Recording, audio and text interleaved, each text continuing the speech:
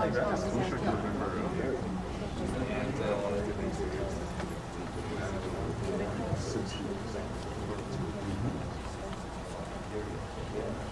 was in the widow.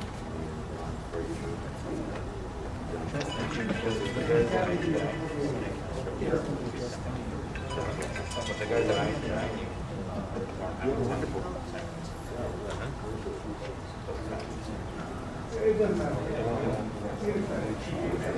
Yeah, I know you had problems with the floor vents.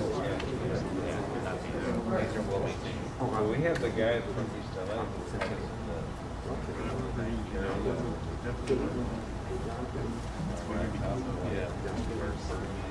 Actually, this works. Beautiful car. The paint job.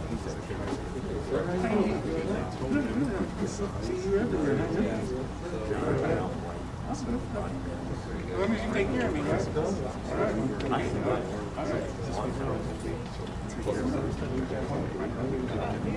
next week we're taking these with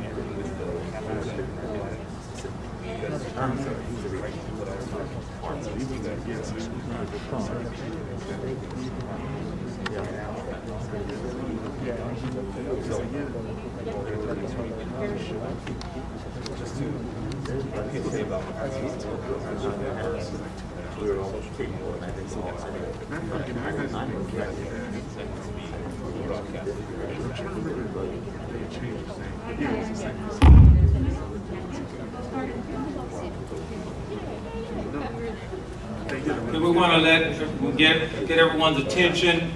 We're going to be starting in a couple of minutes, and we're going to ask everyone to come in and take your seats. Look for the gold string that lets you know where the available seats are in the building. We want you to spread out based on COVID protocols. Even this many months after the initial assessment of COVID, we recognize that people have not been vaccinated, and so you don't know if you're sitting next to an unvaccinated person, because they won't wave their hand and say, I didn't get it. So if you keep yourself 6 feet apart, you won't get it. And so I want to thank each and every one of you for being a part of this event today. And my name is Virgil Jones. I'm the pastor of the Calvary Baptist Church, hosting you all tonight. And it is a joy, privilege, and honor to stand before you and this auspicious body of individuals. We do want to welcome Sheriff Alex Villanueva, the CHP, and the other agencies. Let us give him a hand.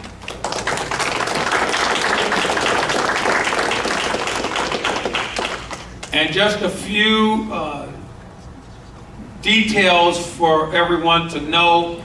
We're going to ask that everyone wears their mask when they move around the building. Once you get seated and you feel led to lower your mask, you're within your right to do that.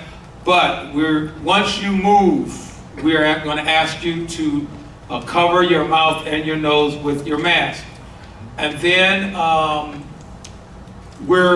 whenever there are questions that are going to come from the floor, that's the only mic that's going to be used, and I have someone that's going to replace the microphone cover that is on the top of each of these respective microphones, so that no one will be at risk for getting sick while attending this meeting. There are code of conduct policies. We know that you will be mindful of those and certainly be cognizant of those as well. We also want to welcome the Ladera Heights and Windsor Hills and the surrounding communities. We know that all of us are here because of some challenging events that have taken place, and we're going to hear what all of the wonderful people seated behind me and aside next to me will have to say about what we need to do going forward. Then finally, tonight's moderator is Captain Lorena Rodriguez. Can we give her a round of applause? So at this time, we're going to yield her the mic. Thank you, sir. Good afternoon, everyone. My name is Lorena Rodriguez. I am the captain at Sheriff's Information Bureau. I would like to thank you for being here, and also I would like to thank Dr. Jones, the pastor of Calvary Baptist Church, for hosting this community conversation. Like the pastor said, Dr. Jones, the rules of conduct, just everybody just be respectful. Any disruptions will not be tolerated. I would like to kick off this meeting by presenting our department history video.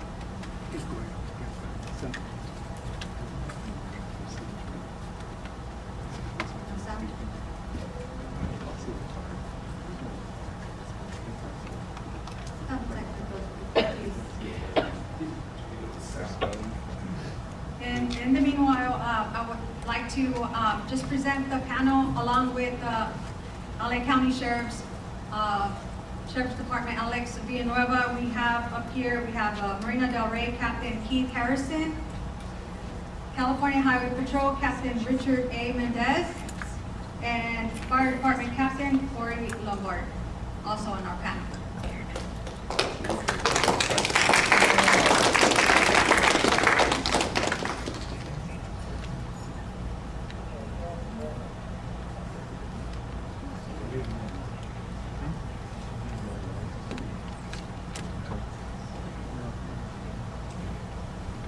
It's okay, we'll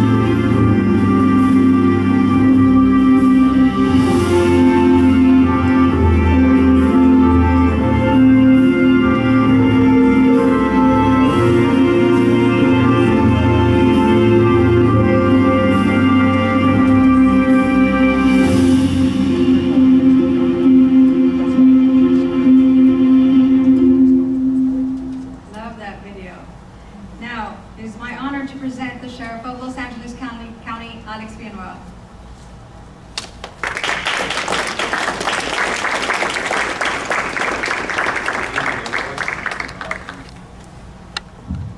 How about now? There we go.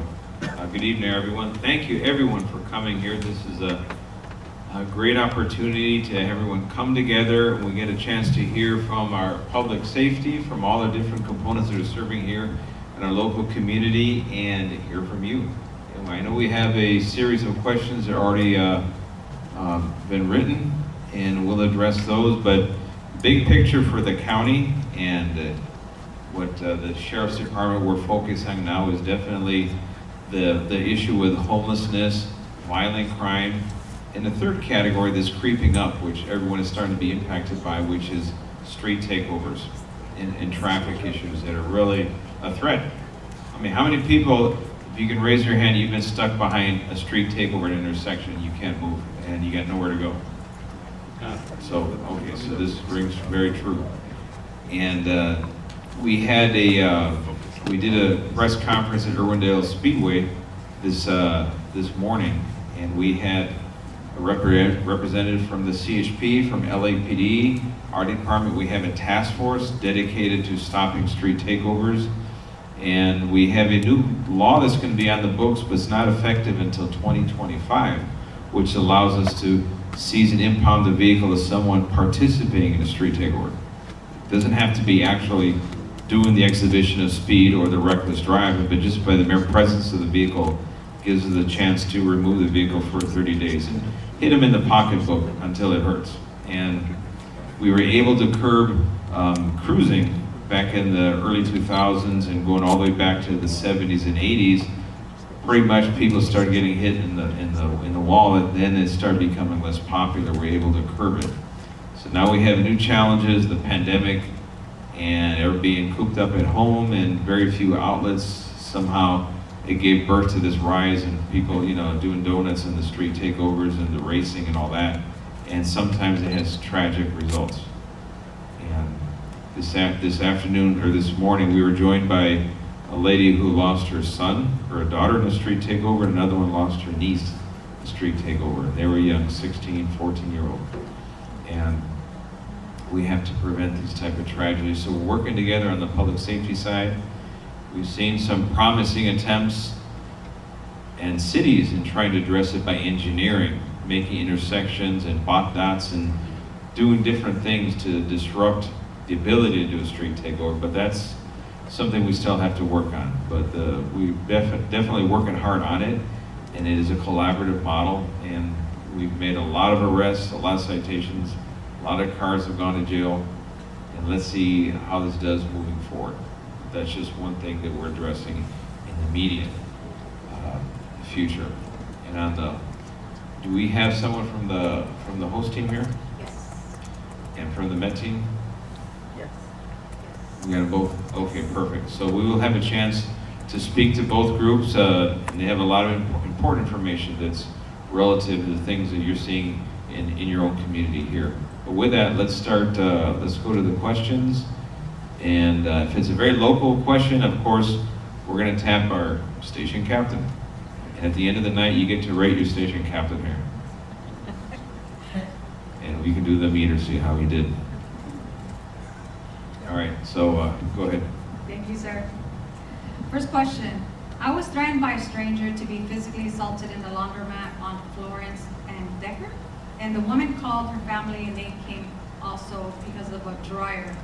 I called the police and no one ever showed up. I stayed in the laundromat for a few hours afraid the female was waiting outside for me. What else can I do?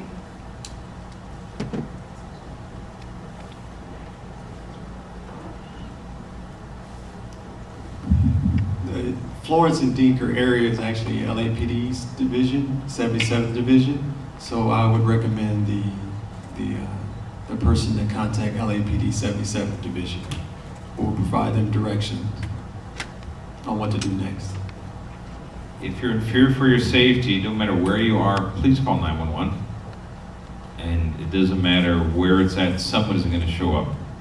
And if it's in our sheriff's jurisdiction, we have a decentralized dispatch, which means a 911 call in Windsor Hills, here, anywhere, Ladera Heights, it goes straight to Marina Station's dispatch, and from there, the radio car is dispatched to wherever the call originates from. And our response time averages what for the station? Our average is about 5 minutes for an emergency. That's our average. All right, ma'am, you have a question over there? No, that was my question. I waited for hours. I called 911, and I am a responsible citizen. I've never been arrested. I do proper procedure, even with my own younger son when he got in trouble. So I called the police. I called 911, and no one showed up ever. I stayed for hours, and their family was outside waiting in their car, getting high. And so I had to like literally stay until I felt like it was safe with my special needs son. Well, So no one came, and I called 911. well, I can't speak for the LAPD, but I can tell you this. Before you leave here tonight, make sure you have the business line for Marina Del Rey Station. If you don't get an answer from LAPD on a 911 call, please call Marina Del Rey Station, and we will send a unit there. And I videoed it and I timed it. I timed it, and I was just amazed. And there's cameras everywhere. Out of curiosity, And when you that didn't help me that worked there. called 911, what was the reaction you got from the 911 They dispatcher? told me that they would send somebody, and they never did. They just never did, and so I began to time it after an hour, and then 2 hours. I began to time it and video and talk on my video saying, no one has showed up, and this is just not right.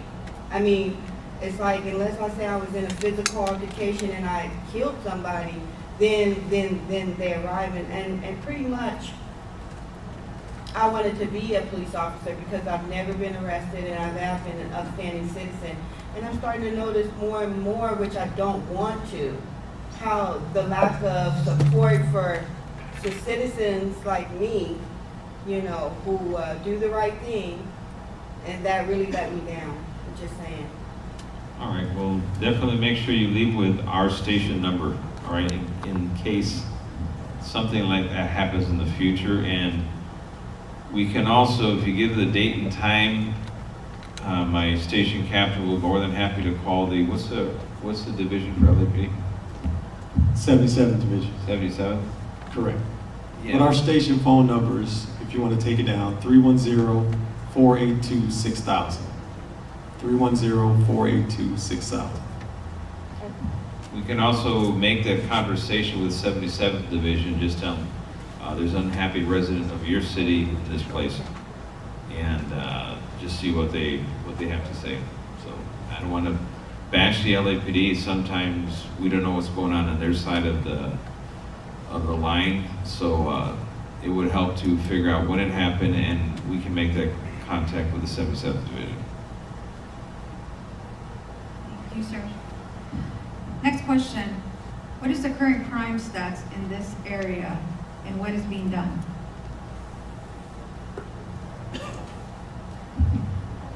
So I can just go over the crime stats. Our Part 1 crimes, I'll start off with the homicides, and I'll compare from January to September this year to January and September of last year. So I'll be comparing those two time frames between those 2 years. So to date, we've had 2 homicides.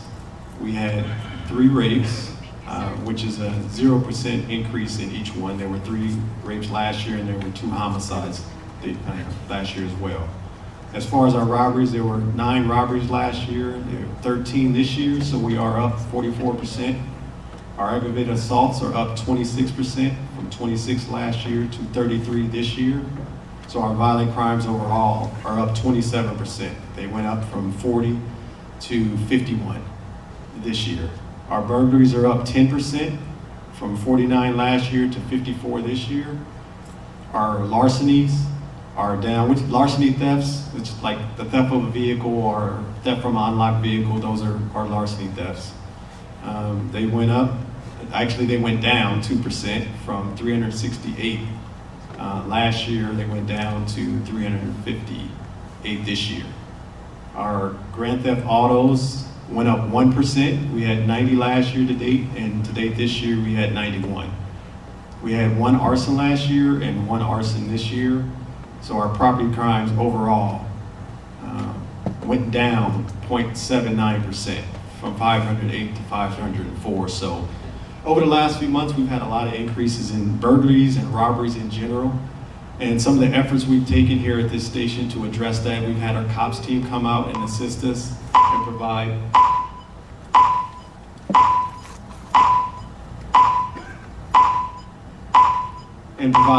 can you guys still hear me?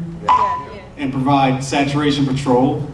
We also conducted several DB operations. Our detective bureau came out and conducted additional patrol in our area. We also had our parole and probation compliance team come out and assist us as well. And so those are some of the efforts we've made in trying to bring down crime. And in addition to that, just working with our community members, the Ladera Heights Civic Association, UHA. We're trying to recruit more volunteers to come help us out with our volunteers on patrol. We opened up our Ladera Center, which was dormant for about 3 years. That was one of the first things I did when I started. I acquired the position.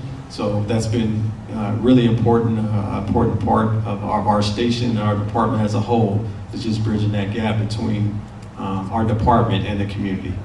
So those are the measures that we've taken, and hopefully they assist in bringing crime down in general. At the county level, there are 3 numbers that are kind of good to keep aware of. Homicides overall for all of the sheriff's jurisdiction across the county is down 32% compared to last year. Remember, last year we had a 2-year jump of 94%, historical leap, and now it looks like the numbers are going down back to obviously a better place than it was before. In terms of burglaries, they're up 39%, kind of consistent with what we're seeing here locally, and robberies up 29% across the county.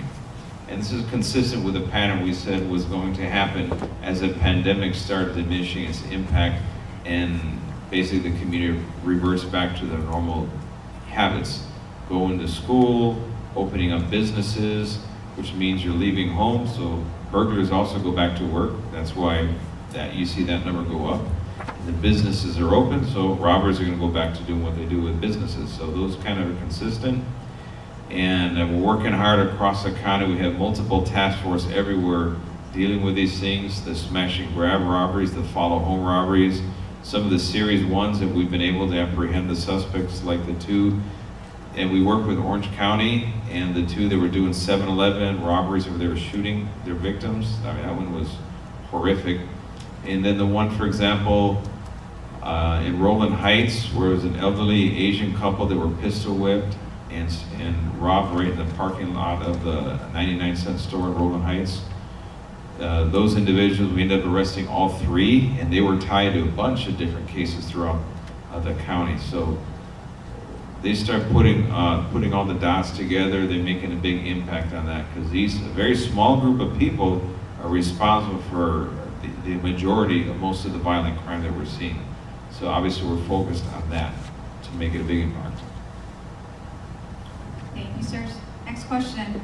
How do you justify the largest sheriff's department budget in the country when your department only solves 8% of grand theft auto, 11% of theft, 20% of homicides? If crime is up, does this say your department is either preventing or solving crime efficiently? Well, every single crime, it's if you go by way of efficiency, we don't measure that by efficiency. We measure it by everyone is a victim, is a real human being. We're not dealing with widgets here. When it comes to our budget is $3.6 billion, we're actually the most understaffed law enforcement agency in the nation. NYPD has 4 cops for every 1,000 residents. The national average is 2.5. LAPD has 2.2. We're working with 0.9 deputies per 1,000 residents. So when you say, well, that's such a huge budget, it's such the biggest in the nation, actually it's still smaller than NYPD's. But if you look at the sheer size of our operation, we have a population of 3 million spread out over 3,115 square miles, which is roughly 3/4 a little bit more than 3/4 of the entire landmass of Los Angeles County, including the island of Catalina and San Clemente. And when you consider with 23 patrol stations, the MTA contract, community college district, running the nation's largest jail system, the nation's largest superior court system, we're the bailiffs and security for that. And our special operations division, which includes the Aero Bureau, the SWAT team, our mental evaluation team, the host team, all those different things that are going on countywide. Actually, our budget should be 10% of the county's budget on average. It used to be 12%, now we're down to 9%, so we're actually shrinking. So you can't go by the number, you have to understand what the staffing level is, and you realize there's not enough deputies, period. And we're working hard to bring those numbers up, because at 0.9 and falling, now you can see why a lot of crime goes unsolved. We're missing 20% of our detectives in detective division. That includes homicide, major crimes, fraud and cyber crimes bureau, operations safety bureau, which is our gang investigators, special victims bureau. All those detectives are the ones that work to solve crime. So when they're not there, that means a smaller group of detectives has a larger workload, a caseload. It takes longer per case to solve, and that means the bad guy is on the street that much longer, being able to continue victimizing. So you can't look at it in terms of efficiency that way. That is a very, not a very realistic picture. Thank you, sir. What efforts are being done with the homeless unhoused in the area? All right, drum roll please. Let's introduce our homeless outreach service team folks, and where are they? Here we go. The one and only Lieutenant Bill Kitchen.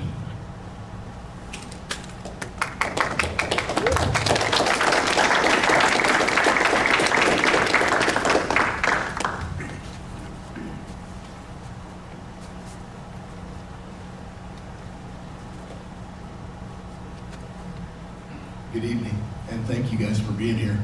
I'm Sergeant Bill Kitchen. I'm part of the Sheriff's Homeless Outreach Services team, as well as I have some of the deputies that are assigned to the team back there who service this area.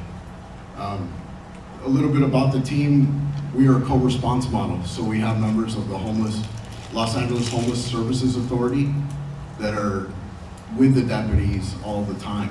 It's kind of like our MET teams, the co-response model. I think one of the things that kind of sets us apart is the nuanced way that we're trying to deal with the situation. We realize traditional law enforcement doesn't work. So we've kind of taken a care first approach that has led us to deal with we've had over 70,000 contacts of homeless individuals, some that range from mental illness, severe mental illness, drug abuse, or they're a combination of both. We've utilized the Los Angeles County homeless resolution process to clear 500 plus encampments, and we've been able to successfully do this without using force, without making an arrest, while we conducted all these operations.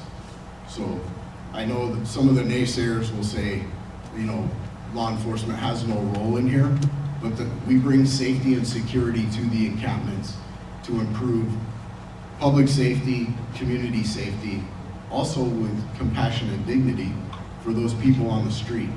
I know the sheriff has said that nobody gets better on the street. I'm also a Marine Corps veteran, and when we did the project outside of the West LA VA, I can tell you, day in and day out, I saw human degradation play out in front of my eyes. Yeah. Each day we went back, people got worse. So nobody does get better on the street. So we're out there with our partners from Los Angeles Homeless Services Authority, trying to get those connections to be that collaborative bridge to get people off the street. There's also an app that you guys can use in the community. If you see somebody, it's really easy. It's la-hop.org. And it's a real simple thing, and it will send an outreach worker to wherever that is. I know we work closely with the station to find those hot spots and to do proactive things, because we really don't want to be reactive, we want to be proactive. So before something becomes a problem, the station will reach out to us and the host team will go and deploy in that area. Like you heard the sheriff, we struggle with resources. We're currently funded for 4 deputy sheriffs, a sergeant and a lieutenant for the entire Los Angeles County. So additionally, the sheriff has given us additional resources, and then Catherine Barger from the 5th District has given us additional resources. So it's coming around. We also do the trainings for the local stations, so that we're a phone call away for the captain and anybody at the station, that we can be that resource to kind of help people bridge that gap. So I don't want to take away all the time from your sheriff, so thank you. Thank you, Lieutenant Kitchen. I probably want to add to what he is saying in terms of... Billy, you got a question? Yes, Oh, we have a microphone. I'm very loud. Okay, I would like to know what is the connection between your program and Care Corps? When you say care court, what do you mean, ma'am? Yes, the governor has started a program called Care Court. I don't know when that's supposed to go in. Does anyone know, if you have any information on Care Court? I don't have any information on care court, but I do know we're running one, what they call homeless court, in Torrance. Is that the same as Care Court? Yeah, I don't know if that's care court, but it is Redondo Beach, and Torrance sends people there too.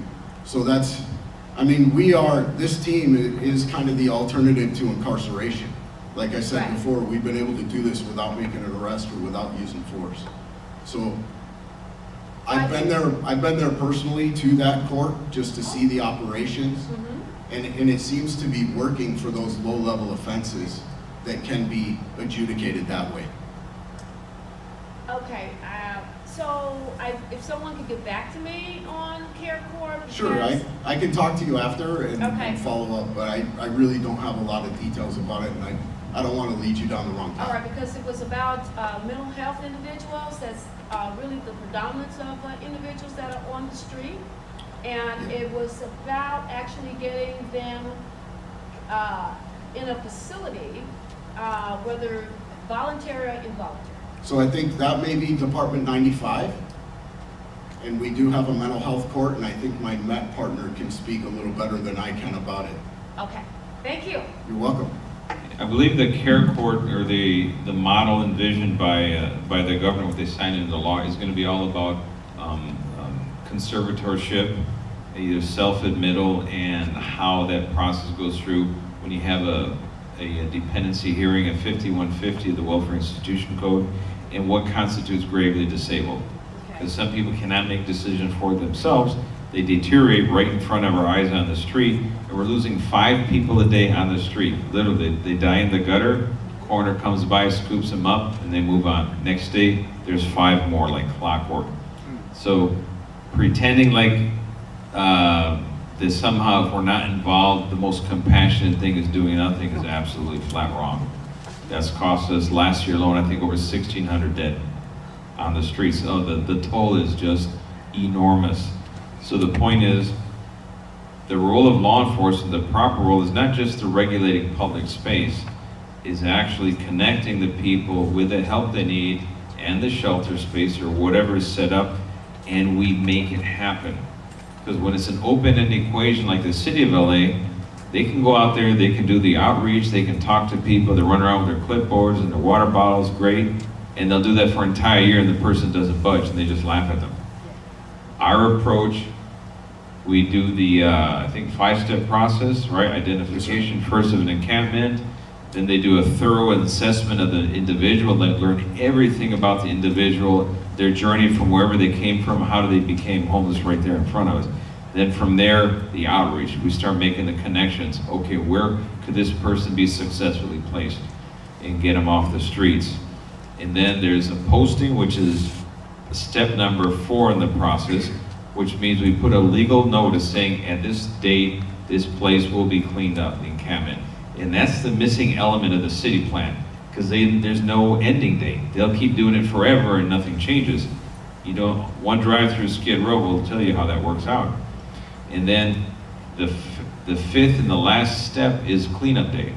And that's when everything is gone, the place is cleaned up, returned back to the community the way it was. And on San Vicente right there by the VA Center is a prime example of the before and after. Venice Boardwalk, the before and after. Challenge remains though, because people leave and they try to sneak back in and try to reestablish their position. So that's going to be an ongoing maintenance effort.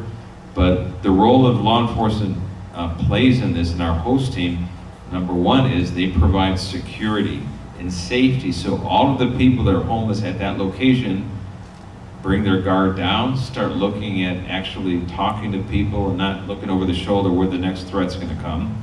And in that environment, they can make connections. They can communicate.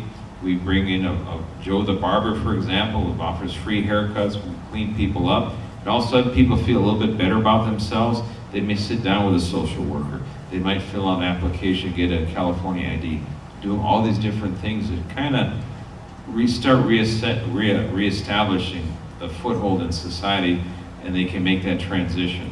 And sometimes, and the deputies are real smart. They'll cue in on one little thing, they'll make a connection with a person. It might be a baseball cap with their favorite sports team. Anything that they can make a connection to, what they call windows of opportunity, and they build that relationship. And we've gone to places now, the host team, where the homeless there at that place know the deputies and actually ask the deputies if it's okay to speak with a social worker. Well, they don't know, because they trust the deputies. They realize, oh, okay, they're not there to get arrested or hassle them. They're just trying to figure out, how can we help you? And if you stay on the streets, your life expectancy drops 30 years. So every day they're on the street, it's like the sand pouring out of the glass. And the quicker you get them off the street, they're going to be able to stabilize them, get them back reintegrated in society. So it's a very labor-intensive process. It needs to happen. We also need our Board of Supervisors and the governor need to provide the capacity to treat those with mental illness. There has to be residential capacity. I'm sorry, some people cannot be on the street. You see them, they're howling at the moon, chasing buses and throwing fits of rage that threatens people's lives. Right. No. We've had people inside the jail that we've received on intake that have torn apart pieces of their body right in front of us. And that level of mental illness requires basically a secured treatment facility, high observation. But you have to have this step-down capacity so you can lower the security all the way down to outpatient, not back out on the street. We need that whole system. LA County USC Medical Center right now, the old one, the old white building you see, north side of the 10, is vacant. It's been vacant for years. You can house probably several thousand people there. St. Vincent Medical Center, vacant. I think it's 353 beds roughly. Both of those places should be occupied, and Department of Mental Health should be staffing them, and we should start putting our most seriously ill people in those places. If we don't, some of them wind up committing a horrific crime that's a felony, that's life-threatening, and now they're in our custody. And we don't have the facilities to treat them very well either, because jails were not designed as mental health facilities. So as you can see, we have a lot of issues to address there. Sir? This might sound like a naive question, but my question is, how did it get to this point? I mean, I know myself, when I drive around the city 5 years ago, 10 years ago, 7 years ago, it's not like it is now. I mean, everywhere I go, every street I turn down, you just see the homeless there, and it's just ridiculous. So, yeah, I mean, at some point it started, and it just seemed like overnight it just exploded. So, Yeah, well, I think, let me start with saying what the sheriff described was our 5-step process that's grounded in constitutional principles. And the deputies on the team take great go through great lengths to protect the individual's Fourth Amendment rights, to ensure that all their property is taken care of. We see that the deputies recognize when he talks about windows of opportunity. When you see a homeless individual, they may have one item that, looking on face value to me or someone else, may seem insignificant to us, but it may mean the world to them. So the deputies on the team really take the time to get to know the individual and ensure that those things that are important to do to them when we go through this process are protected. And I think, how did we get here? If we can answer that question, I think we should be kings of the world. Because, I mean, you could point to mental illness, you could point to drug abuse, you could point to a COVID, Those items people losing jobs. No, and that's the thing about homelessness is there's not one answer for everybody. Everybody's story is different. There's no disrespect, but I understand that. Right. But that's always been here. That's nothing that hasn't been around for years. No, you have a good point. Yeah, all those things have been common. There's a couple of things that have changed. One is COVID is a game changer to a certain degree. Another one is that other states have figured out where to dump their homeless to. One-way bus tickets to LA. We have 1/4 of the entire nation's homeless population is here in LA County, which is a mind-boggling statistic. And we keep hearing story after story. When we were on the Venice Boardwalk, we had 23 states represented on the Venice Boardwalk. 23. In the past, it was a little more stable pattern and was more locally generated, but pandemic, roughly the time of the pandemic forward, is accelerated now, where a lot of it is out of state. And we have some, for example, meth, the cheap availability of meth, and meth-induced mental illnesses that are just ravaging people. And they fry their brains, and they wind up there. And then you have fentanyl, cheap as well, readily available, puts people on the street, destroys lives entirely. And then the influx coming from out of state, and it's been to the West Coast primarily, but now concentrated here in LA County. You have free food, cheap dope, a permissive law enforcement environment where anything goes, and people are not, or law enforcement is not enforcing some basic rules. Word gets out, hey, for a good time, go to LA. And that's how we're seeing that influx of vehicles, rickety ones that are, barely hanging on with an out-of-state license plate, and they pull up to the Venice Boardwalk, the vehicle falls apart, they're on the stand, there you go, you got a new couple. And we're seeing that again and again. So we're gonna be looking towards the influx, because everyone who shows up from out of state is taking away the resources that we need to provide for our homegrown people that are struggling with mental illness or substance abuse. And I think those other states need to start picking up the tab, because we do not have the resources to take care of the entire nation's homeless. Oh, okay, I got the mic. Right here, to build on your question, I think that we can all agree that homelessness has never been as bad as it is right now. But then currently, like, the head of the host team for LASD, total paying compensation is $481,000 a year. Do you think it would make more sense to use those resources to just house people directly instead of paying somebody, or compensating someone almost $500,000 to outreach to people on the street? Wouldn't it just be easier just to use that money to put people in housing? Well, I don't know where you're getting those numbers from, sir, but It's public information.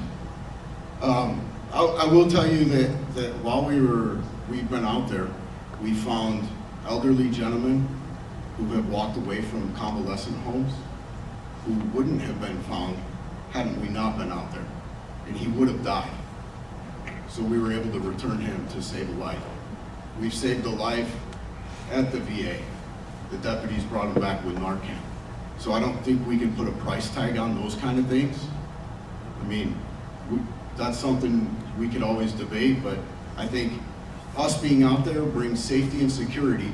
We've also seen gang members take hold of encampments to where the other people were scared to talk to outreach providers. So the mere fact that deputy sheriffs, police officers were there changed the whole dynamic. We brought safety and security and opened some of those people up to talking to outreach providers who normally wouldn't have, given what was going on in that encampment. We've also came across girls that were being human trafficked. So, I mean, I am proud every day of the work the deputies are out there doing throughout Los Angeles County, and we're up in Lancaster all day today, sweating in the heat. Proud of the work that they do. I will say this. I believe a lieutenant's salary, top step 6, I want to say somewhere in the neighborhood of $185K a year, and then with benefits probably puts up around maybe $230, somewhere around there. But I do know that the top 10 CEOs of nonprofits are earning $800,000 a year. The top 25 average CEO pay is $600,000 a year. And I believe, remember that infusion of cash that was sent to the 501c3s and nonprofits for homelessness, I think came from the city of LA? 31% of it went straight to CEO compensation. It didn't go to worker bees on the street. So you're making a very good point there. But the dual purpose that deputies serve, that is baked into the formula already, and I think it's about right. And the question is, I don't see how someone in a nonprofit makes $800,000 a year. That kind of, I don't understand that math. And so we need to be fiscally prudent, and we need to start really picking apart where the money's going on every single contract. Because the county of LA and the city of LA, they're notorious for showering contracts, but then we don't really know what happens to the money or who's being held accountable for it. So I agree with you entirely, sir. Yes, ma'am. Yes, I just wanted to say, I really have to go to my church right now, but I wanted to say that families are responsible to help you guys out, because a lot of the families, I work in mental health, as well as I've been on the street before when I was younger. And a person has to want to get better, and then we don't know, Joshua. We don't take responsibility when we know and see a family member is in gang affiliation or is on drugs or, you know, is violent, and we make excuses for them, and then we throw them out into the street and make it your problem. I think it's everybody to work together, but really work together. Like I said, no, Joshua, when the, you know, I got disappointed and disenchanted, but at the end of the day, I don't think it's just one person's responsibility to change this matter. People are on the street because of various reasons, and I used to think that we like just house them, but there are different circumstances. My client that I had, she is a beautiful 90-year-old lady who has dementia and a lot of money. And she was very mischievous, and she got out the house with a butter knife, unlocking her door, and she looks like a 60 or 59-year-old beautiful woman, even though she is her age. And you know, she could have got violated or anything. She's very friendly, but she was lost. And like you were saying, just out there for a while, and her family had to find her, so we don't know who's who out there, you know. But I really think it's sad that we put the whole blame and thing on your shoulders to say, fix our family's problems. We need to be advocating and not just letting them do anything and go anywhere. Be responsible. Like I said, I was responsible for my 20-year-old. When he violated the law, I had to deal with him directly and let him know that that's not okay. You know, it was my responsibility to help him and make sure he got on the right path. It is, and we appreciate that very much. I think one of the things we do look at when we're contacting individuals out there is connecting them with family reunification. Whether it be we have the resources or the connection to the resources, if we find someone from Texas, if we find someone from Illinois, we can get them a bus ticket back as long as we get a hold of a family member, because who better to take care of our loved ones than a family member? So that's ideal. Some of those relationships are strained. I've been on the phone personally with them, and they're like, wait a minute, who's calling me? And what jail are you taking them to? I'm like, no, you got this all wrong. But I think there's way more that unites us, and that's why these things are so good, these town hall events, that we can all come together, and as a community with us, and for everybody, the benefit of everybody. Did you have a question, sir? I saw your hand. I was just going to respond to what the gentleman was saying, that I would assert that the money is there. It's just we need the political will to put it to the right use, and I just urge everybody that's here, people that you know, to speak your voice at the polls come November 3rd or whatever the date is, because change is not going to happen at the enforcement level without the laws created. Yes, sir. Okay, so I had so I'm a business owner at Slauson and Overhill. Okay. So I'm a business owner at Slauson and Overhill, and maybe about 8 months ago, I hired a young man who just had a moment, and he punched me in my face, and then he ran through my business and he destroyed everything. He picked up a pair of scissors, and he ran after the staff. He threw a ring light through a $3,500 television. So the amount of money was the level of, a major crime. He was never arrested. He was never, okay, and so then I called the sheriffs. The sheriffs came. They came in almost 5 minutes. I think just in how the sheriffs were coming and weren't really connecting with what I was saying over the phone, they kind of came the wrong way when he was literally right there behind them. And when by the time they turned around to go see where he wasn't there, even though there was nowhere for him to go. I'm sure he was in bushes or whatever. We aren't able to find him. We don't know where he goes, where he was, whatever. So he lives in LA County. This happened in, I guess, 9. No. What is the area called? The unincorporated, right? So it happened in a place where the sheriffs are. So as I was following through with this incident, and I have, I've never had a situation like that. I've been a business owner for 13 years. I have multiple locations in other places in the country. Processed it, kept on going through, picked them out in the lineup, had a investigator that was overseeing the process. The bottom line of it was that the sheriff, and I don't know if it's you, I would assume that it is,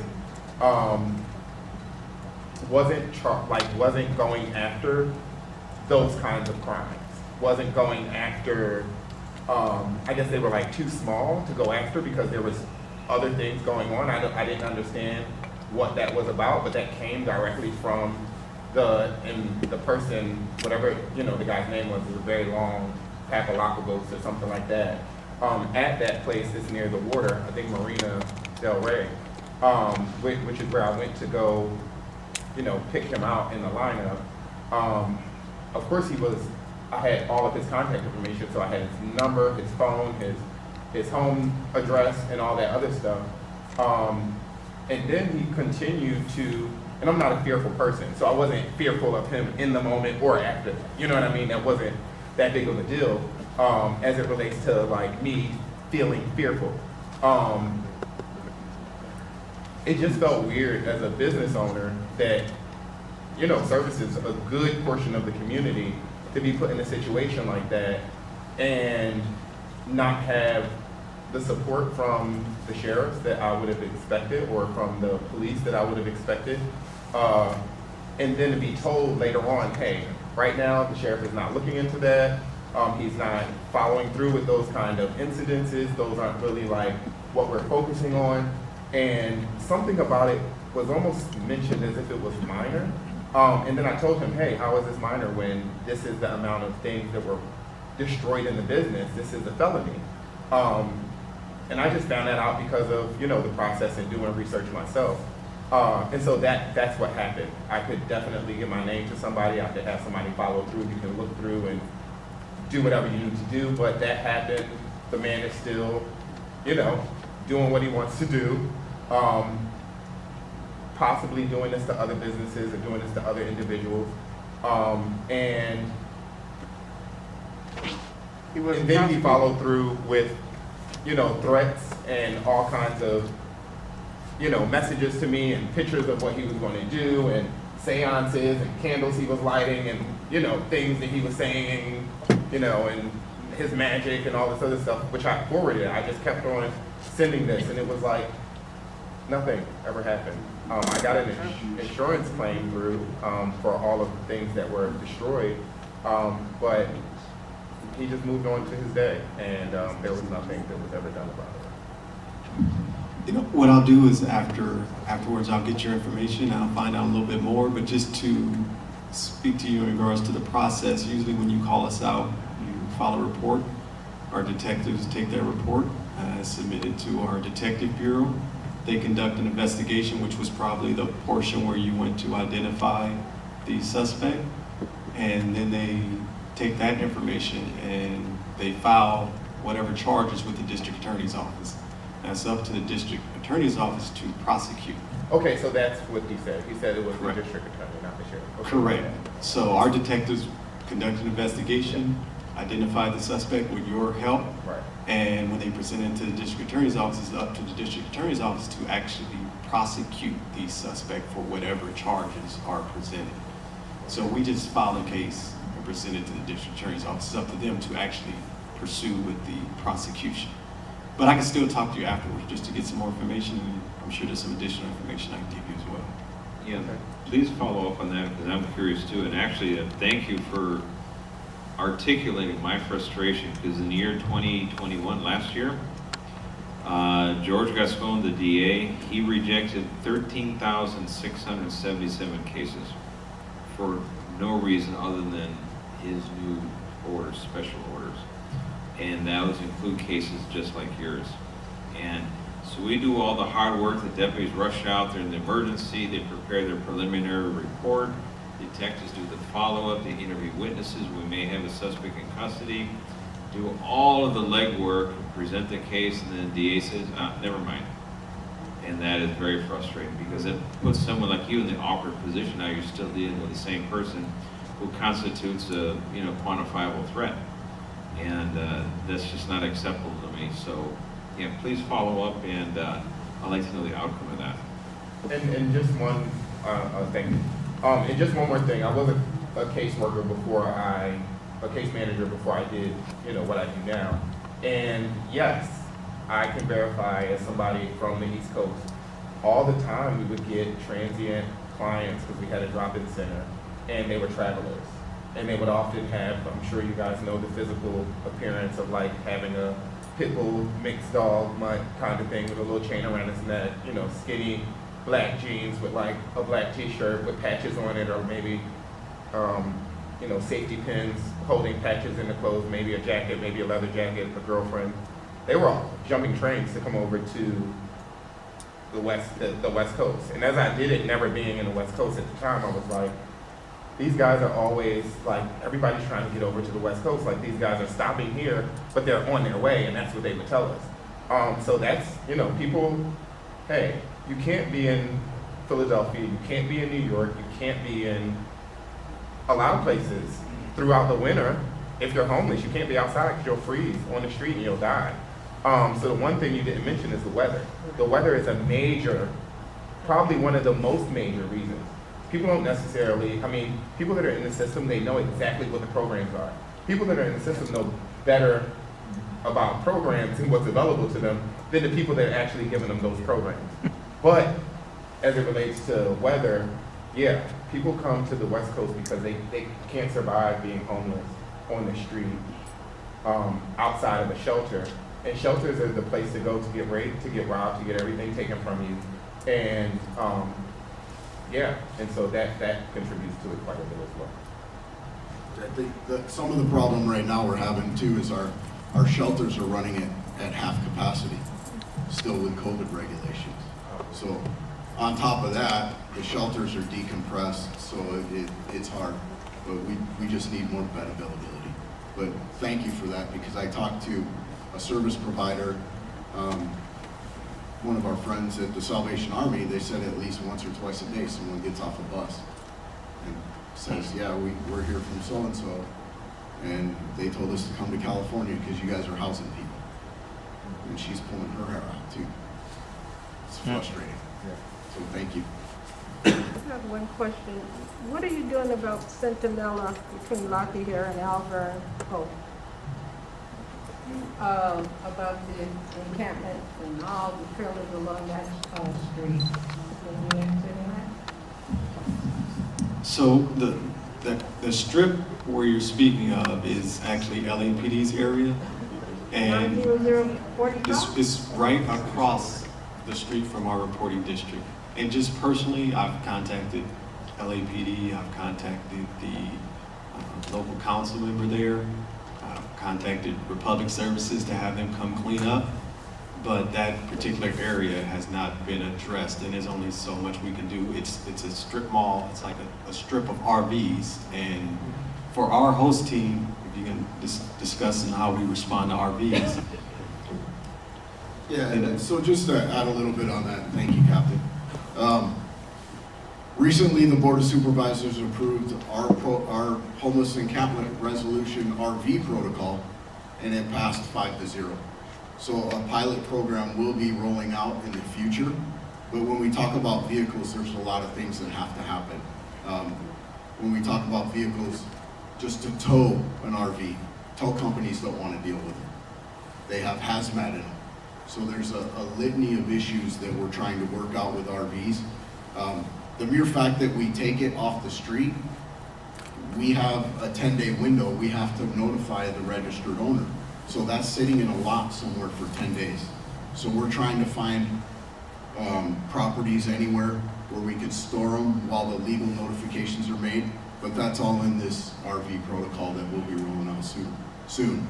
And all 5 of the Board of Supervisors supported this. So we just hope they give us the resources to do it properly. And just to add to that, actually the city is working on a program to address RV parking as well. They just haven't found an actual location to take them. So that's the last information I received from the city. Thank you.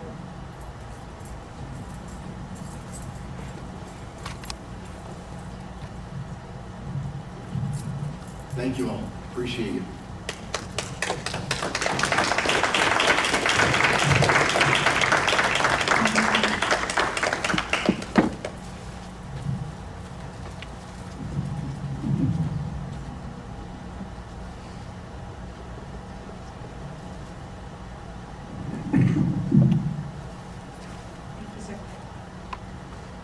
Next question. What is the status of collision investigation at Slauson and La Brea?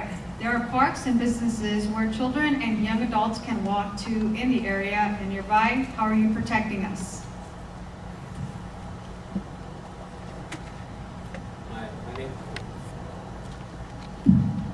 Hi, my name is Captain Richard Mendez. I'm the West LA commander of the CHP, and our agency is responsible for that collision in terms of investigation.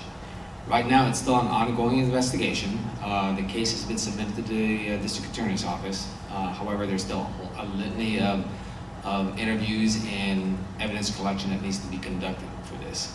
The driver, Ms. Linton, is still currently in custody. I believe the last time she had a hearing for bail hearing, it was denied. And sometime next month is going to be a case update meeting with the DA, and in November I think is the preliminary hearing. In terms of what we're doing in the area, that's part of our B3.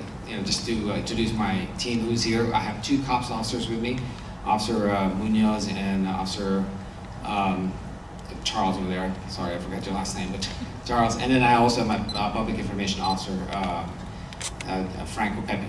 So the 2 cops officers are, and some of you may know them, are very active in the community in terms of meeting with all the community members, all the associations, and listening and finding out where the problem areas is. Yes, we know there are a lot of problem areas out there, and we try, and they have done a tremendous job in trying to be also proactive and reactive to the issues that you bring to our attention. What I've done, and I just started last May, but what I've done is I've mapped out the West LA's area of responsibility and where the fatal collisions are occurring. Unfortunately, a lot of the fatals are happening in the unincorporated areas. And knowing that and sharing it with my officers and my sergeants, my lieutenants, what I've done is I've told them, I said, we need to address these issues. I know we can't do this in a snap of a finger, but we need to at least be out there. One of our challenges right now, is which have reached out to the county, is the speed surveys and all the county roads have expired. So in terms of enforcing speed in county roads is a little challenging for us, because without a speed survey, we can't present this in court and we can't get guilty verdicts out of it, because we don't have an established, what they call a prima facie speed or a safe speed. Now, if they're speeding over 55 or 65 on county roads, then that's easy. We have the state speed limit. But of course, majority of the time is they are speeding away just below the maximum state speed limit, but still too fast for conditions, right? So that's the challenge that we have. What we've been told is all these surveys are expired because of COVID, unfortunately, and staffing. So that we're working, and it's not just speed. There's the stop sign violations, we have the traffic light violations, and what we try to do is, as much as we can, as a matter of fact, we've done a few special enforcement units with our motors, where they will go out there, and our cops teams will also go out there. If anything else, just to fly the flag, meaning our patrol cars being out there and try to change driver behavior and making it proper enforcement stops. So we know there are issues out there. I'm aware of it, and we're looking at ways in terms of grant monies from the state, Office of Traffic Safety, and any other safety traffic grants that we can get hold of, and then try to saturate patrol with overtime units, people on days off, and try to add more personnel out there in terms of be more visible. But please, do not hesitate to contact our office. I believe a lot of the community members have the direct phone numbers for our cops officers, and they said, oh yeah, they call us. They know my first name, they call us and they'll let us know about parking issues, parking complaints, and just the hot spots for problem areas. So let us know, and at least we'll try to go in and address those.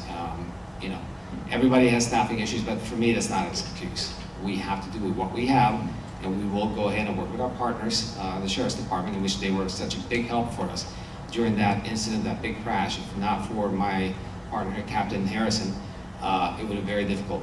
They took care of the perimeter for us while we were investigating collisions. So that great partnership between interagencies, CHP, LA Sheriffs, and all the other agencies is the only way we can get this stuff done. So, yes. Well, basically I'm here because of the Winter Hillview Park merchants that are all of us that are here today. Thank you. The main problem for most of us, once they hit La Cienega, either they're turning off, then they turn off again, sometimes in Fairfax and go up to Stockton. But from La Brea and Slauson headed east and coming down the hill and going, let's say going west, same thing, Eileen, around that area, they hit that hill and they take off like it's speedway. We've had a couple of deaths, as you know, on Slauson and Overhill. We've lost a couple of our people that work for our businesses. It was difficult for us to see a young man that we just saw or spoke to during the day, and he's crossing the street to go home. and he gets hit by a car because it's going too fast. The speed limit needs to slow down well before La Brea. Although I know it's a lot of traffic, and it just has to slow down. We got 3 lanes coming up, and they're just speeding. We don't need 3 lanes, first of all. We closed the island and opened it up wider. It was we were hoping to get more parking so that we would have parking to slow it down, because it is a business area. And that business area, we all need to have our clients to be able to park. So we need to slow the traffic down from that area coming up, as well as it going east, as well as going west. And Yeah, and with that issue with slowing things down, that will be a public works issue, in which, like I said, that's what I refer to as a speed survey. So they need to do a study on the roads and see what is a proper and safe speed, prudent speed in the area. But that's a county public works that has to do that. We can't just go out there and say, okay, here's your speed limit. There has to be a study that has to be conducted, and that's what we can use when we conduct our enforcement. We cite something for unsafe speed. We have to present that speed survey to the court and say, this is what the county said is the proper speed or the safe speed for conditions. And then the courts will say, okay, all right, we'll accept that as being an unsafe speed. Without that, it's going to be very difficult to prove in court. I did a little bit of a statistic on the Windsor Hill area and see how many fatals we've had. For this year, we had 4 fatal crashes, which includes the one that happened in that intersection. In that intersection, including that. And there was one in April 14, there was one in May 14, and in March 11. So a lot of these are, the way I see it's unsafe speed, or not unsafe, unsafe turning movement for the 3, and the one, obviously, everybody saw the video of what happened in the intersection, which is clearly speed. But for me, it's, one life lost is one too many. And obviously our goal is, the CHP's goal is primarily traffic safety and reducing the mileage death rate. Now my area of responsibility is the West LA area, which includes a lot of our unincorporated areas and communities. So we are aware of this. We know there's an issue and a problem in the area, and we are definitely addressing it through proactive enforcement, hopefully working with our county partners in getting a speed survey set up once and for all, so that we have that additional tool.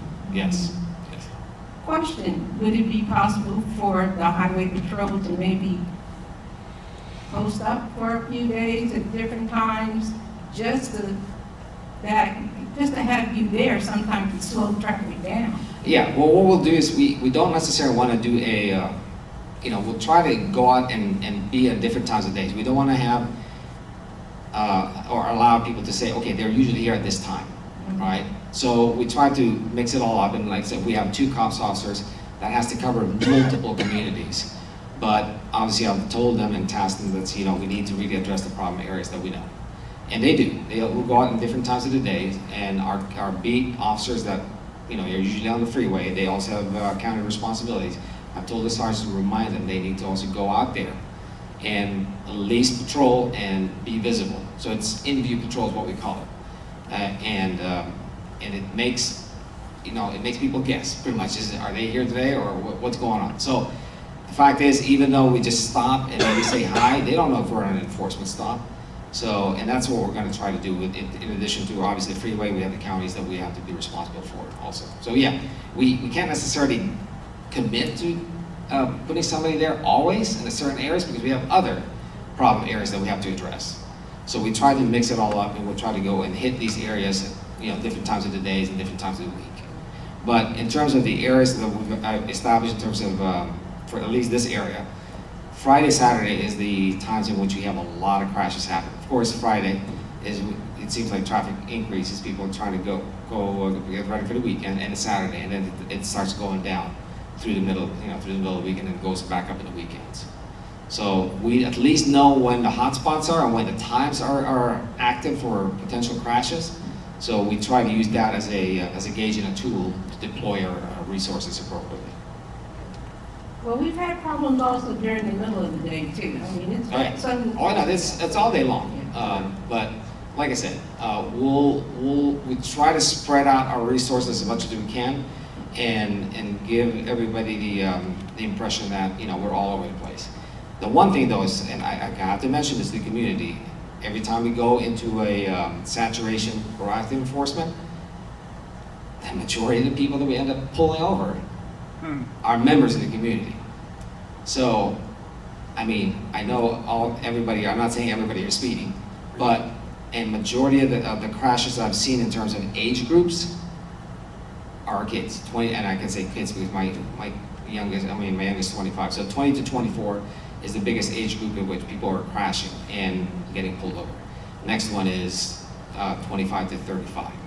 So a lot of them are within the community that's getting stopped, who are committing the same things that all of you here are seeing and complaining about. So, and I think the lady back there says that, you know, it starts within the family. We need to make sure to watch, if we have younger kids that are driving out there, you know, let's be more aware of what they're doing, where they're going.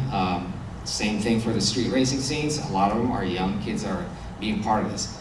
And for us, as part of our task force, we go after everybody, including those who are spectators. So we need to involve everybody in this effort. It's not, you know, we try to do what we can in our effort, but obviously we also need the community's help. Well, we will do our best too as merchants to see what we can do to help too with the supervisor's office. Yeah, just to add a little bit, my wonderful community relations team, Sergeant Collins and Deputy Ochoa, you see to your right, they were very instrumental in contacting the county engineering department. The county engineering department was out last week looking at those hotspot areas on Slauson La Brea, on Angeles Vista, and on Stockard to try to come up with some other ways that they can slow traffic down, whether it's a flashing yellow light or what have you. If you're familiar with Slauson and Overhill right now, they put those little bumps in the area that kind of prevent people from, you know, burning out in that particular area. So I think it's a joint effort that we're taking. My deputies do patrol in that area as well. They can't sit there for hours, but they do conduct traffic stops in those areas as well. So I just wanted to provide you some additional information. And I did appreciate when you had officers for the donuts. In the evenings, a few evenings, we noticed that there were officers in different areas, like in the plaza behind the businesses, and then sometime right there at 59. They were there late in the evening just to kind of survey to see. We definitely noticed, and we appreciate that, because we know if those cars spin out, it's our businesses that will be the problem, because they'll crash our windows, and then we're there all night. So we definitely understand that. Thank you. And Charles' last name is Roque. No, I just remember. You have to forgive my older brain. Oh, you got it. Go ahead. We would like to know what we can do as associations to help you achieve the task of eliminating or reducing the traffic problem as well as donuts. At one time, we were told during the statement that as far as robberies in the community, the cameras that are in the homes, the footage, we were told that they're not reviewed when they're turned in to try to identify a suspect. Can you kind of elaborate on that for me? For burglary? Or? Yes. Oh. Any video that we're provided with, we review it. Okay. Now, as a result, what may what may result based on that video footage, it depends on how much, you know, whether we're able to identify the suspects or not. Quite often, suspects are wearing hoodies, they're wearing masks, so it makes it very difficult for us to identify the particular individuals involved in the crime. But we review all video footage, and that's a part of our investigation. Thank you.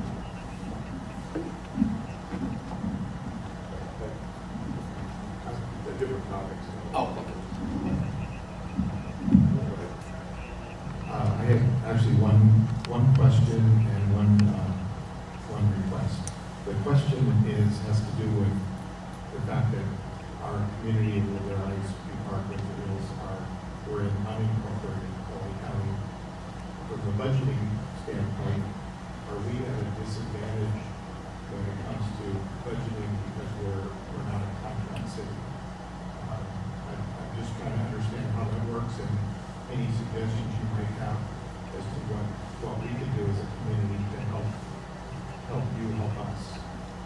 The other question, or the other request is, we had a rash of military heights, and we had a rash of home break-ins that early summer, all within about a 2-week period.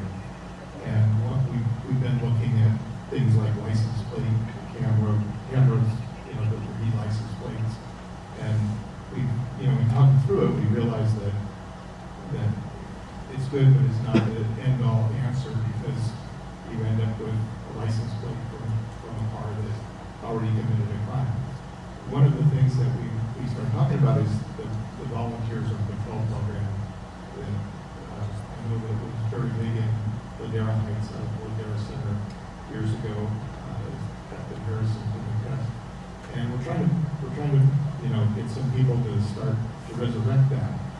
One of the problems that we come up with is that the training for it is in East LA, and I actually know this because I applied for it. The program is in East LA. I think there's 6 or 8 training sessions that are all 6 to 9 o'clock at night on weeknights, which you can imagine what it's like trying to get out there for a 3-hour meeting. So we'd love if there's a way that, because we think that, eyes on the street, regardless of whose eyes they are, is better than any camera. And we have a number of people that are at or near retirement age that would, be willing to join this program. So if there's a way to get some kind of training on the west side, I think we had enough people to justify it. Would be very interesting.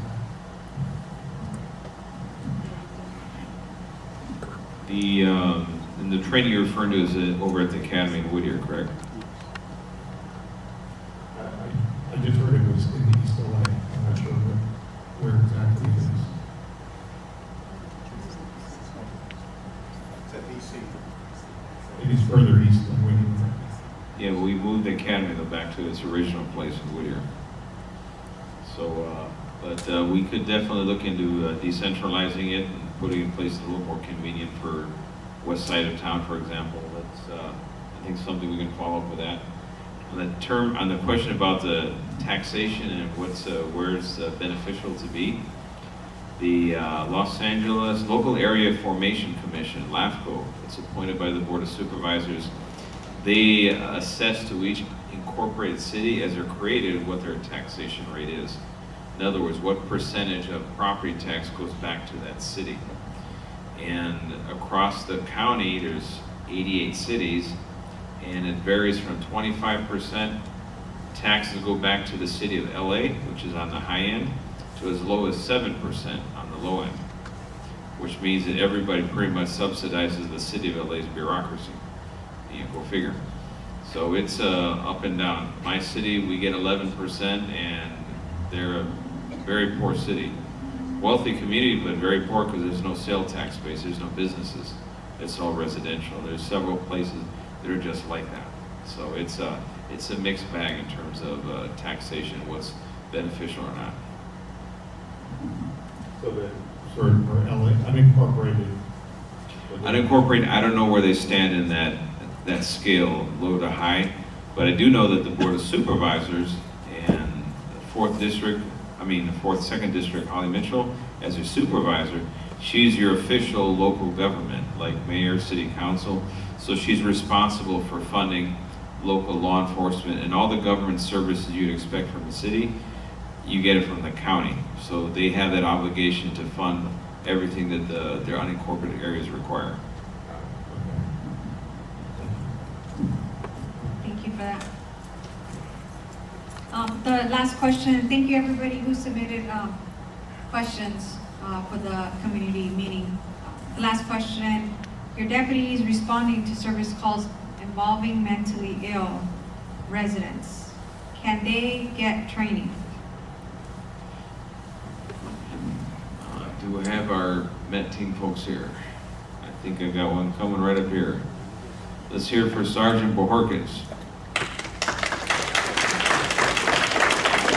Who is the nation's, and I say the entire nation's, very first veterans mental evaluation team. The first in the nation. It's the man right here.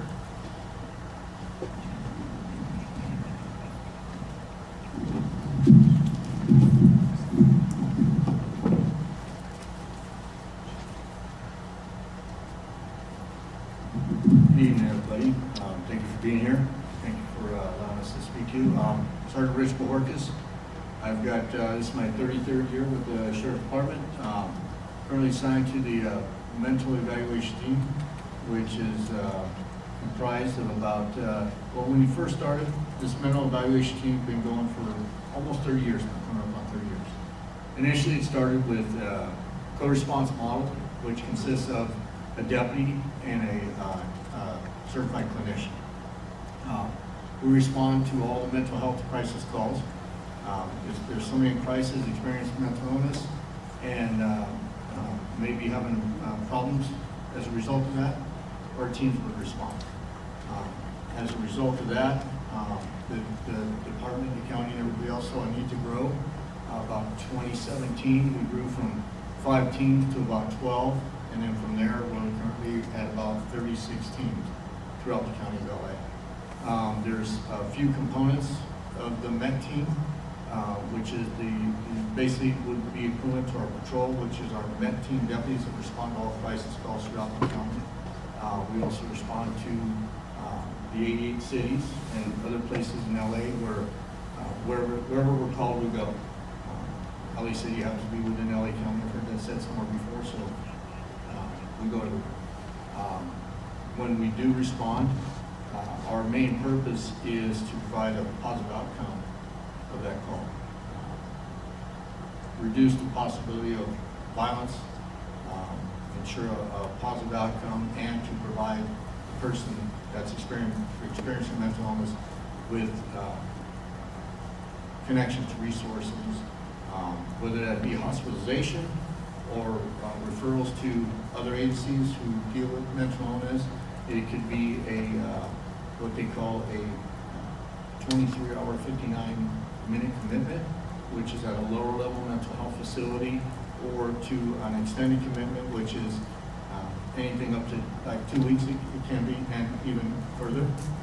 The sheriff mentioned that I currently run the VMET team, which is the Veterans Mental Evaluation Team, which is basically the same thing, absent the clinicians. When we formed our MET team, our VMET team out of MET, there was a need to respond to veterans in crisis. And as we know, there's a lot of veterans that have come back, have returned from Afghanistan, Iraq, and basically the war we've been in for almost 30 years, and they're experiencing the same types of crises that they did when they were coming back from Vietnam. So in Vietnam, they had enough. What we did was we built a team of specialists comprised of people who were prior military service. Myself, I was in the Navy, and I have a Marine, and we work with the VAs, we work with the veteran service organizations, we work with Department 95 Mental Health, or work with VA Court. Anybody who is willing to help a veteran, that's what we'll do. We'll provide assistance, we'll respond, and again, everywhere. The last 3 cases I responded to were in LAPD's area only because apparently they don't have the same kind of resources we have, or the same type of team who can respond to these levels of crisis for veterans. Our goal is always to take them somewhere that is specific to their needs, such as the VA. They qualify for VA care, but most people don't realize that not all veterans qualify for VA care, and that's as a result of their discharge. You have to have an honorable discharge when you're in service. When you're discharged from service, it has to be honorable, otherwise you do not qualify for VA care, unless it's for mental health crisis. What the VA has done is allowed for, regardless of your discharge status, for up to 96 hours of mental health care crisis stabilization care at any VA facility. If you're experiencing that, after that, once that's over, you're kind of moving back into the public system. We also have, at MET, we have a RAMP team, which is our Risk Assessment Management Program, which is basically our detectives who monitor the high utilizers, the people we see in the community that we would see all the time, that we think, man, they're just not getting help, nobody's doing anything. Well, we're doing it, and we have been doing it. We had a few folks, George Flores is one in the back, he's currently assigned to Host, but he was one of the innovators of our RAMP team. Annie Denise Breeze is my lieutenant now. She started life 25 years ago as a clinician at MET, then she became a deputy at MET, then she was a sergeant at MET, and now she's a lieutenant my boss running it. So, very innovative in what we do. We don't take no for an answer when it comes to helping these folks. If there's a lot of organizations out there that say we help veterans, we help mentally ill, and when we go to them, they don't, we just check them off the list and go to the next one. Eventually we settle on a cohesive kind of a task force kind of model that we built, structured to get immediate help for these people to where we've already vetted all these nonprofits, all these facilities, even the VAs themselves, and the places that say we help veterans, we now have worked out a system to where we bring them to them directly. So there's no delay in their immediate treatment. And me personally, and this is just my humble opinion, I've never seen a mental health hold help anybody. It stabilizes, it helps the situation at hand, but what happens is, invariably, we see somebody taken away, we put them on a hold, 72 hours, maybe 6 hours later, they're already out back on the streets. And so what we've done through RAMP, through VMET, through our other partnerships with other organizations, we've established a connection to care programs to where we say, okay, you're not gonna help them all the way, or we'll do the follow-up. So we'll direct them to places that will take them, we'll hold them, we'll care for them, we'll treat them, we'll link them to services, and continue the care throughout the rest of their lives until they're better. One prime example we have is, I just got a text from him this morning. He texted me, he's 6 months sober. He's become a friend of mine, actually. This was a Navy vet who was the #1 utilizer of 911 service for both fire and for the Sheriff's Department up in Palmer. Had over 100 hospitalizations at the VA last year. Had an average of 3 to 5 service calls from Palmerville Station to his house, all suicide by cop or violent or potential for violence. When my team was formed, the first 2 members I had on the team were tasked with dealing with him and trying to help him through his struggles. Now he's potentially going to be hired back by the VA to be a peer advocate. And he's been 6 months sober, and he's living, and he's clean, and he's happy again, where this guy was just wanted to die. So that's there's a lot of stories like that out there. That's kind of what we do in a nutshell, and then getting past the time. So, if there's any questions, we have to answer everybody's question.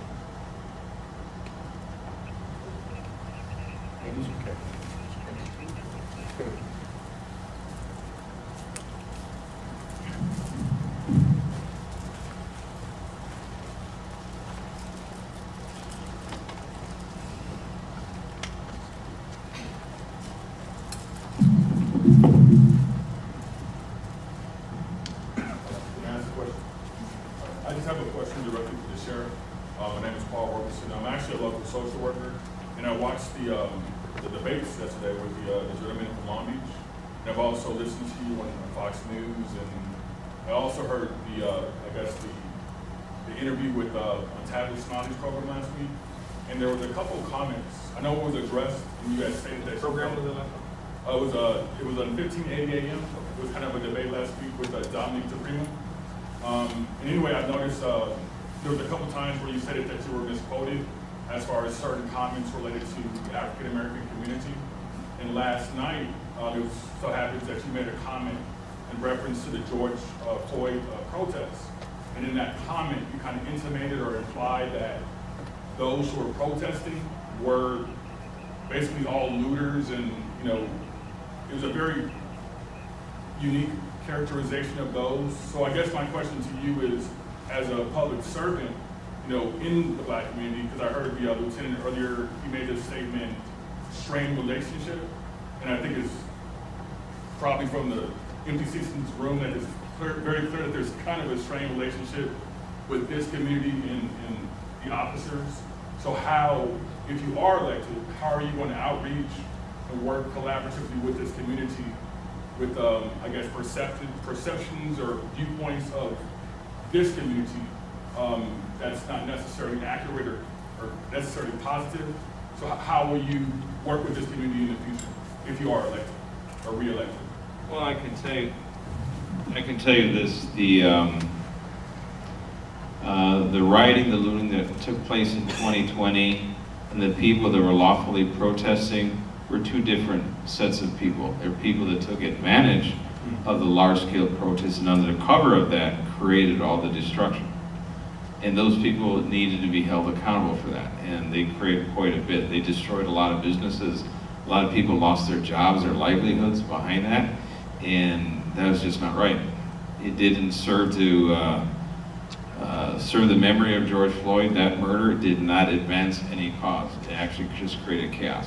So I think we got to separate the two.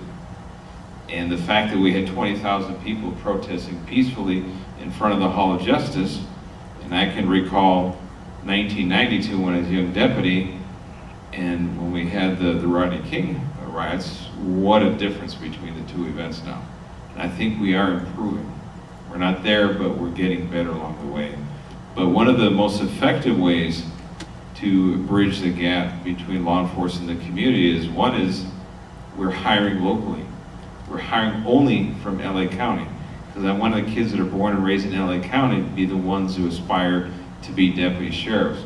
So we stopped all out-of-state recruitment. And now the demographics of the department mirror the demographics of LA County. Probably the one group that is still a tough one, that is Asian American Pacific Islander one. That really kind of, in terms of their vocation, really law enforcement is not where their parents are pushing kids towards. So that one is a tougher one. But you look at the command staff of the department, 83% of our command staff are women and people of color. 83%. So we literally, up and down the organization, we represent the community now. You look at the success of Captain Harrison becoming the station captain or the de facto chief of police for all the unincorporated community. The reason he is here is because we opened up, created an inclusive process for captains where all 360 captains had a shot at the job he has. And typically about 40 lieutenants and some captains even bid for an open spot when there's a station captain opening. It's highly competitive. The top 10 typically, or they have to interview with the undersheriff and the assistant sheriffs, and they have to have a cumulative 10 years of serving the community. Not 10 years riding a desk or riding somebody's coattails, but it's 10 years on the line as a deputy, a sergeant, and a lieutenant. Without that strong record of serving the community, they're non-competitive. They also have to have the education. So he hit high marks on both regards, and from those 10 that were selected to interview, he landed in the finalists, the top 5. Then those top 5 were interviewed by community leaders, by representatives from Holly Mitchell's office, and out of that, he became the winner. So you can see the process of him getting here is a testament to equal opportunity, not affirmative action at all. No, quite the opposite. This is homegrown, hard-fought, and deserving, and representative of the community. And that is the quintessential expression of community policing. Because now the department, just like Robert Peel said back in 1850, the people are the police are the people. We are one and the same. So, in other words, I say the best way to improve the relations is your job. Go for it. So respectfully, I hear what you're saying, and that's wonderful that there is inclusion and diversity, I guess, in employment opportunities, but specifically what tangible programs or engagements or strategies are you gonna, do to directly engage? Because I don't want to be a cop. I mean, it's a very hard job, I respect you, but that's cool, but that doesn't interest me. So how would you directly engage me or those like me who already have a career or who have no intention of becoming a cop? So how would you improve those relations, improve those engagements, and decrease, I guess, the negative viewpoints, which in some cases, which you might have been misquoted, but those viewpoints which you have yourself espoused, which presents kind of a challenge within our communities. So how would you improve that? Well, I can tell you one, if you want to talk about direct engagement, we're speaking directly in the public forum. I'm elected to represent 10 million residents. You can't get more direct than the conversation we're having right now. That's a start, okay? This is my 104th town hall. I've crisscrossed the entire county so many times. I've spoken to over tens of thousands of residents in person, by Zoom when we couldn't do them in person. That is direct engagement. But I bring with me the station captain, the leadership, our host team, the MET team, the community-oriented policing, deputies at the station. And when there's a problem that's identified, let's look for solutions, and we start making those connections. And today we had a few things that could be addressed, and I think you have a couple of follow-up things, right, from this. And other ones, we've had very specific ones, we're like, oh my God, how was that? Did we screw up, or was there some miscommunication? And we actually iron it out, and then there's a good result from that. So it is feedback. I mean, we're a very large organization, obviously. The county's the largest in the nation. So how we can start working together is we gotta come together. You know, everyone has to leave the egos at the door. Okay, what are the big problems? And like in the conversation that I know people are trying to take out of context, the fact that our Black and Latino kids are overrepresented in the criminal justice system is our challenge. It's everyone's challenge. It's not to be borne by only one group of people. No, everyone has to come together. Because I don't want to see them as victims of crime. I don't want to see them as suspects in crime. How can we do that together? That conversation, when we have it, is a healthy one. Because then we're starting to fire on all cylinders. Be it religious institutions, be it non-governmental organizations, be it business leaders, providing opportunities, employment.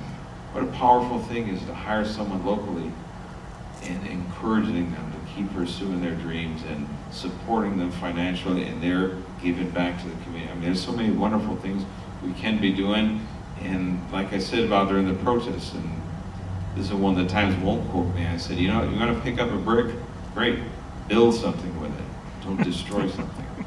I think we're on the right track. Thank you, sirs. Just one more thing, just follow us on social media and follow Marina Del Rey's social media for additional information, and also share all the information that you've learned today. Sheriff, last comments, final comments. No, we got to hear from the one person that has been very quiet here to my left. I thought he was going to skate by. And then we got to rate our captain. So before we rate the captain, I'm sorry. then go ahead.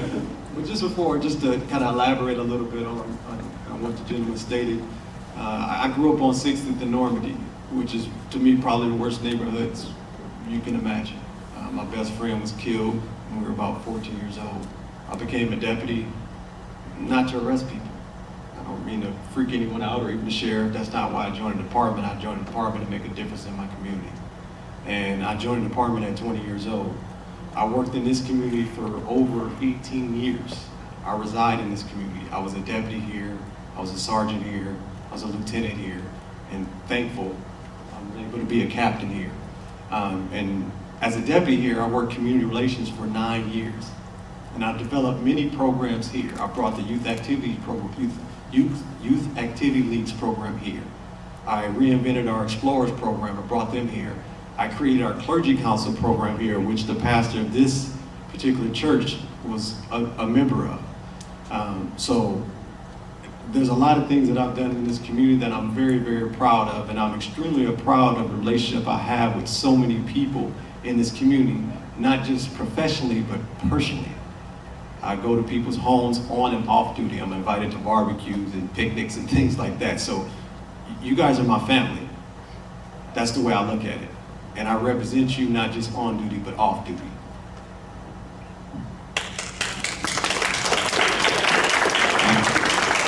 Now you know why he won. And really doubt. Now let's hear to the fire department. Hello, everybody. Captain Corey Lombard. I'm the fire captain of the local fire station right across the street, Fairfax and Slauson. Honestly, I was hoping you didn't have to say anything, you know? I just want to thank you, everybody, for coming out tonight. It's been a great opportunity for all of us to listen and talk to the sheriff and hear his views on a lot of things. There's a lot of issues in our community right now that definitely do need to be addressed. I'm glad that we're all here working together like we do out on the street to protect all of you guys. I just want to thank you for this opportunity to be here. Thank you, sir.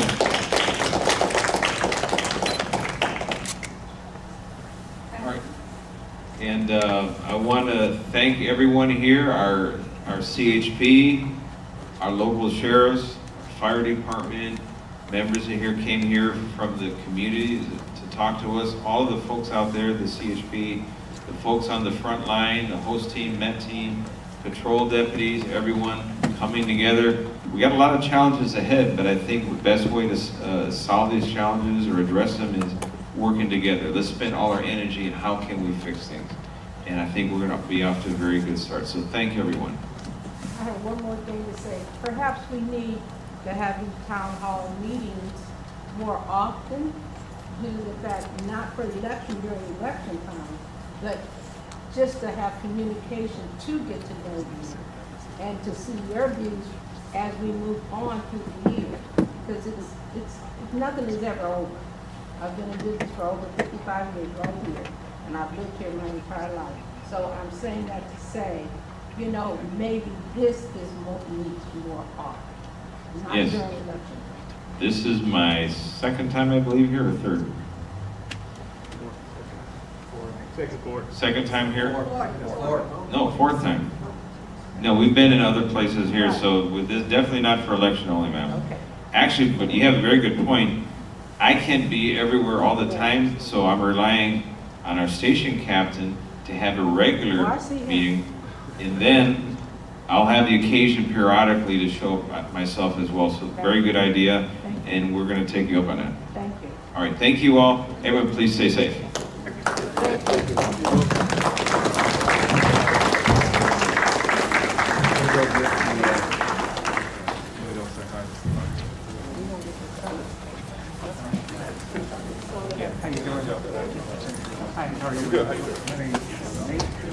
Yes.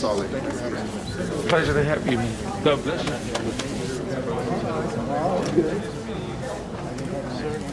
Thank you so much. Thank you.